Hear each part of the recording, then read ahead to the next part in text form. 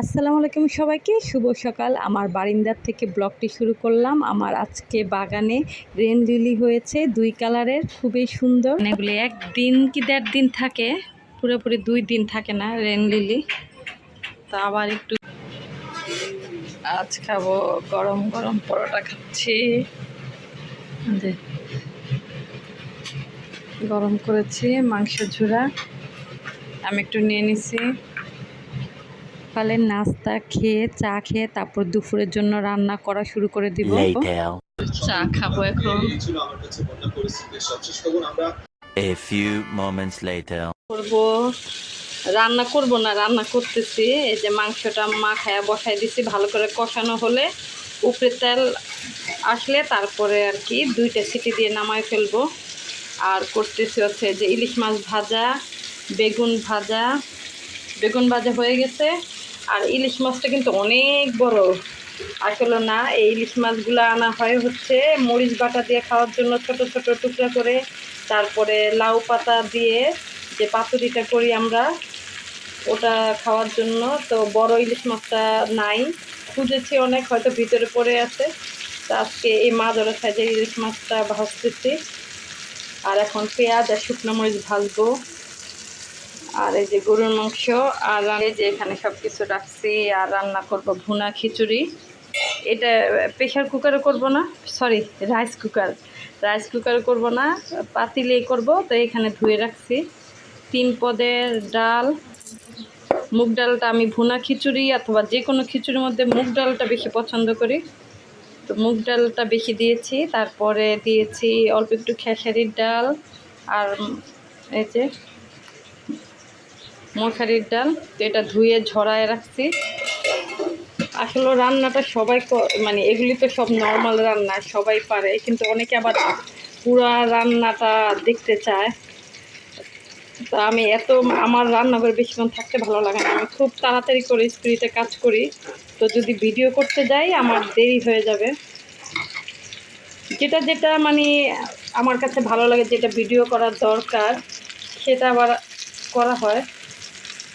এখন এখানে এই সরিষার তেল দিয়ে কিন্তু বেগুন ভাজা হয়েছে, তারপরে ইলিশ মাছ ভাজা হয়েছে। আমরা ইলিশ মাছ অন্য তেল দিয়ে করি না, সরিষার তেল দিয়ে করি, কারণ এই তেলটা আবার আমরা করে খেয়ে ফেলি। আর এখানে এখন পেঁয়াজ আর শুকনো মরিচ ভেজে তারপরে দিব, খেতে কিন্তু ভালোই লাগে। আবার রান্নার শেষে আপনাদের সাথে শেয়ার হবো যে আমাদের রান্না কি ভালো করে কষাইতেছে অনেকক্ষণ ধরে। উপরে তেল আসলেই তারপরে মরিচ আর পেঁয়াজ ভাজতেছি। আর ইলিশ মাছ ভাজা হয়ে গেছে। আর এটা ভালো করে ভেজে নেই। আর দেখি লেজ দিয়ে ভর্তা করবো নাকি। ভুনা খিচুড়িটা সবাই পারে, তারপরেও আমি দেখাচ্ছি আমার মতো করে। আর এই যে জায়গায় সব তেজপাতা, দারচিনি, এলাচি এগুলো দিয়ে দিলাম।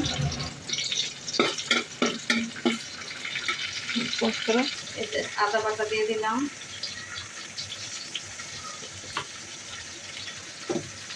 তারপরে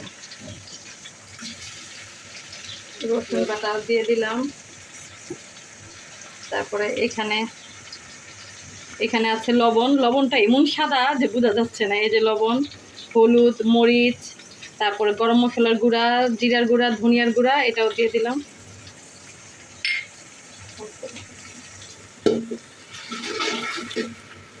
তখন পর্যন্ত যারা আমার এই ভিডিওটি দেখছেন তাদের কাছে একটি অনুরোধ, তা হলো আমার এই ভিডিওটি একটি লাইক দিবেন। আর যারা এখনও সাবস্ক্রাইব করেননি সাবস্ক্রাইব করবেন।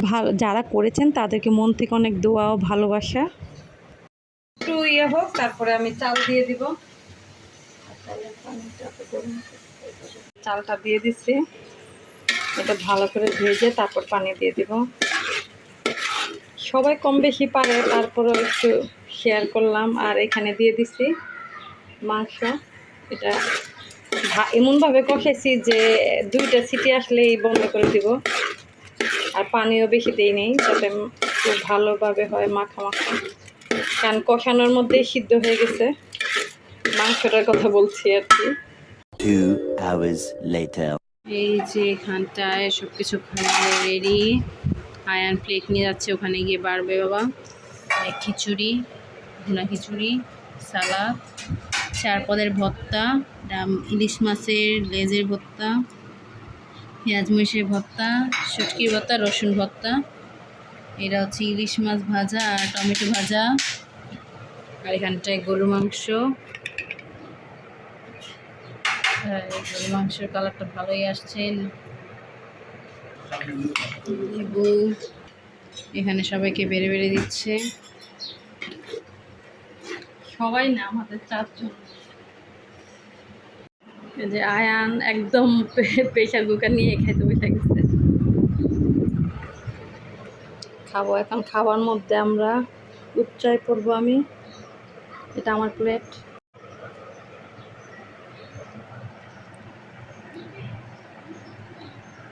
A few moments later. রুমে বসে আড্ডা দিচ্ছি। আড্ডা না, আর এই যে গরম গরম কফি। তোমারটা কই? এই যে তারটা মা। এই যে কাঁথা খিলাচ্ছি, আর এই যে গরম গরম কফি আমার।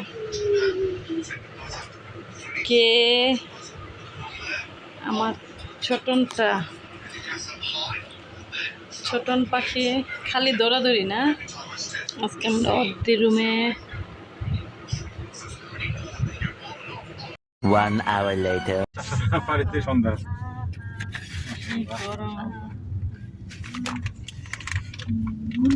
হঠাৎ প্ল্যান করে আসরের নামাজ পড়ে আমরা বের হয়ে গেলাম। তো পরবর্তী ভিডিওতে দেখবেন কোথায় গিয়েছে।